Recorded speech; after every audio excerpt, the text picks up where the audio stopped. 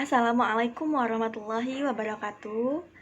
Di sini saya Ika Mulia Agustin, NPM 1886206019, mahasiswa Pendidikan Guru Sekolah Dasar semester 4 Universitas Muhammadiyah Kota Bumi, akan mempresentasikan materi mengenai konsep strategi pembelajaran. Ada beberapa pembahasan dan poin penting yang akan kita bahas dari konsep strategi pembelajaran. Di antaranya adalah pengertian strategi pembelajaran, konsep dasar strategi belajar mengajar, dasar pemilihan strategi pembelajaran, dan yang terakhir adalah klasifikasi strategi pembelajaran. Sebelum kita masuk ke dalam pembahasan yang lebih lanjut, ada baiknya kita mengetahui dahulu apa itu strategi pembelajaran. Ya, bisa kita lihat bahwasannya strategi memiliki arti yaitu suatu garis besar haluan untuk bertindak dalam rangka mencapai sasaran yang telah ditentukan. Artinya, di dalam dunia pendidikan, khususnya dunia pembelajaran, setiap seorang guru pasti memiliki garis-garis besar atau strategi yang hendak dicapai oleh guru itu sendiri agar tujuan dari pembelajaran dapat tercapai. Setelah kita mengetahui pengertian dari strategi, kita masuk ke dalam pengertian strategi pembelajaran.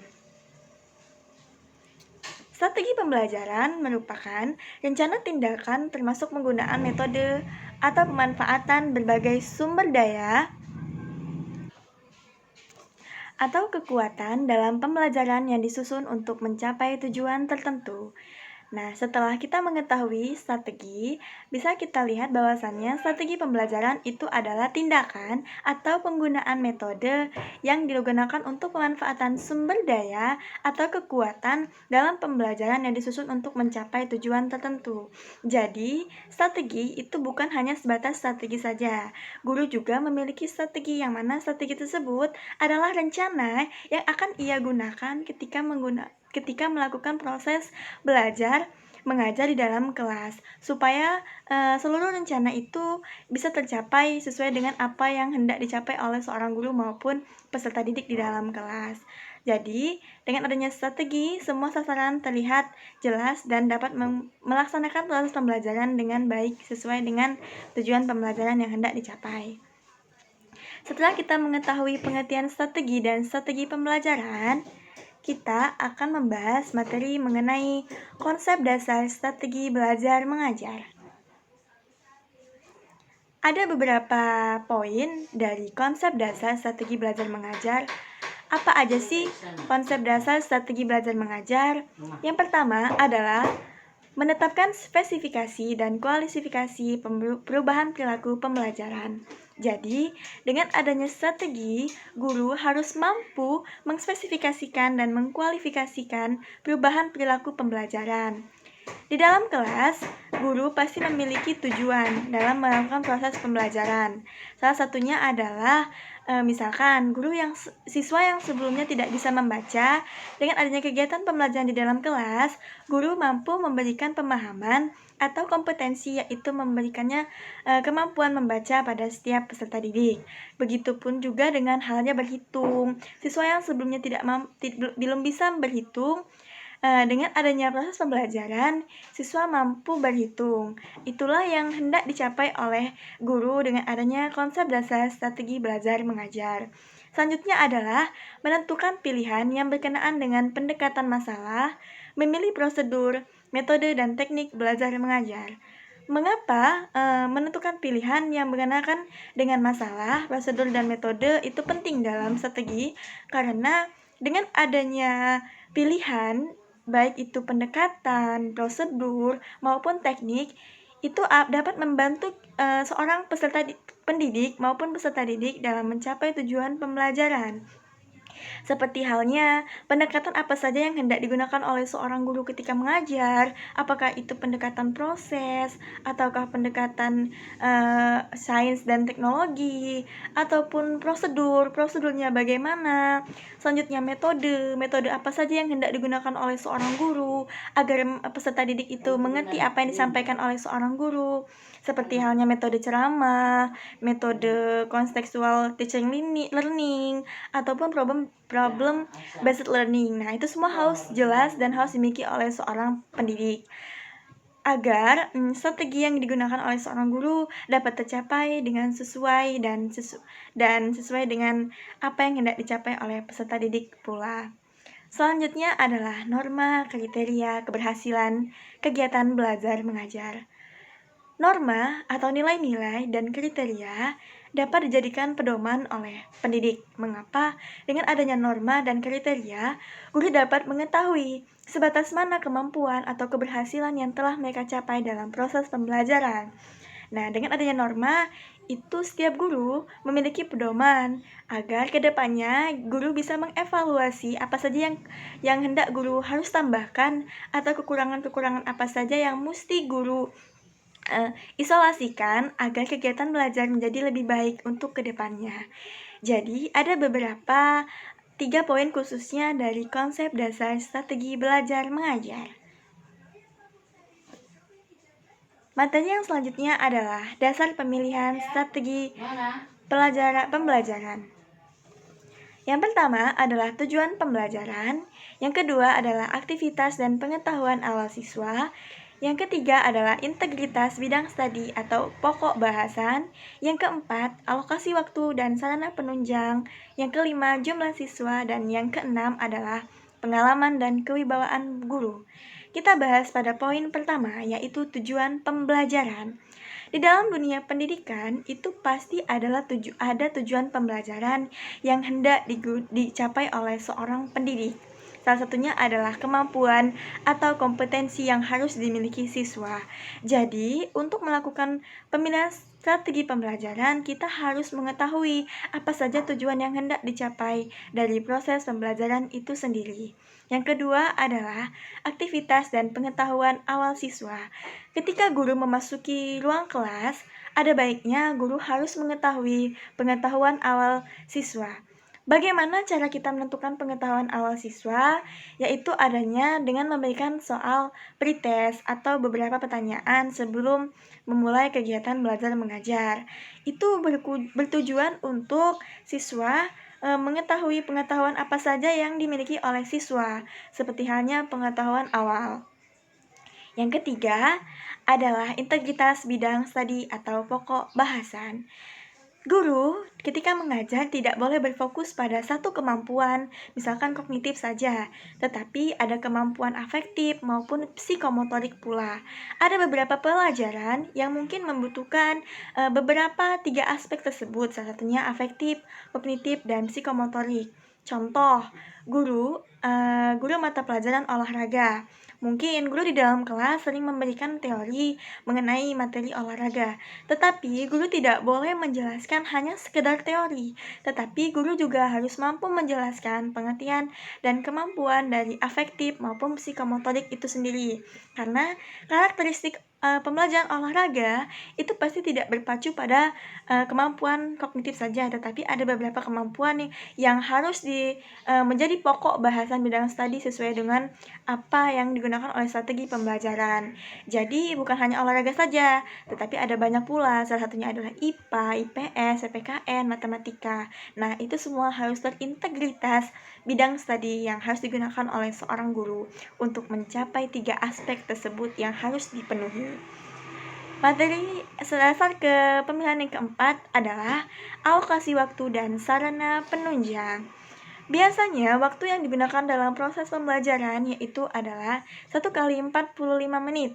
Mengapa ini sangat penting sekali dibahas dan sangat poin penting dalam mengajar, karena dengan adanya alokasi waktu yang tepat, guru dalam melaksanakan proses pembelajaran itu dapat melaksanakannya dengan efektif dan efisien agar materi atau sasaran atau proses-proses pembelajaran yang hendak dilakukan oleh seorang guru itu cukup dan maksimal, tidak mengalami kekurangan ataupun tidak mengalami hambatan ketika mengajar di dalam kelas. Oleh karena itu, guru harus menetapkan alokasi waktu dan sarana penunjang.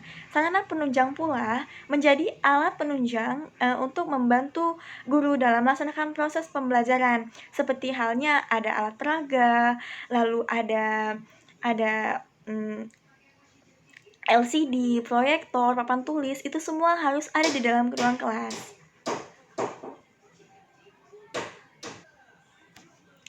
Yang kelima adalah jumlah siswa. Jumlah siswa sangat penting mempengaruhi strategi pembelajaran di dalam kelas oleh seorang guru. Baik itu kondusif atau tidaknya kelas, itu tergantung dengan jumlah siswa. Biasanya, siswa yang sedikit itu biasanya mengalami biaya pendidikan yang lebih mahal. Tetapi di sini ada beberapa keuntungan, yaitu kelas lebih kondusif dibandingkan dengan kelas yang memiliki banyak siswa. Ini menjadi faktor penting dalam pemilihan strategi pembelajaran. Salah satunya adalah memperhatikan jumlah siswa. Yang terakhir adalah pengalaman dan kewibawaan guru. Ada beberapa pepatah, yaitu pengalaman adalah guru terbaik. Sehingga pengalaman dan kewibawaan guru itu sangat penting melekat di dalam seorang diri pendidik. Guru itu menjadi pedoman atau menjadi guru yang hendak ditiru oleh peserta didik. Guru tidak boleh ditakuti, tetapi harus disegani. Ini karena kebijaksanaan guru maupun kewibawaan guru yang hendak ditiru oleh peserta didik itu mampu mempengaruhi adanya perubahan perilaku pada siswa. Jadi, setiap guru itu harus memiliki kewibawaan yang baik atau pengalaman yang baik. Pengalaman itu terkait dengan profesional atau kemampuan ataupun kompetensi yang dimiliki seorang guru. Di dalam kelas, itu guru tidak boleh hanya sekedar membawa diri sebagai seorang manusia, tetapi dia juga harus memiliki pengalaman dan profesionalan yang telah dia mampu dia capai selama proses pembelajaran. Itu semua sangat penting. Itulah dia 6 poin dari dasar pemilihan strategi pembelajaran. Materi yang selanjutnya adalah klasifikasi strategi pembelajaran. Jadi, strategi pembelajaran itu memiliki klasifikasi atau beberapa pengelompokan, di antaranya sebagai berikut. Ada 5 klasifikasi strategi pembelajaran. Yang pertama adalah strategi pembelajaran langsung. Strategi pembelajaran langsung berpusat kepada guru, di mana kegiatan belajar mengajarnya ini dipegang dan dikendalikan oleh seorang guru. Ada beberapa kelebihan dari penggunaan strategi pembelajaran langsung, yaitu adalah memberikan pemahaman guru terhadap proses-proses. Selanjutnya adalah memberikan pemahaman siswa terhadap materi yang hendak dijelaskan ataupun yang hendak dipahami oleh seorang peserta didik.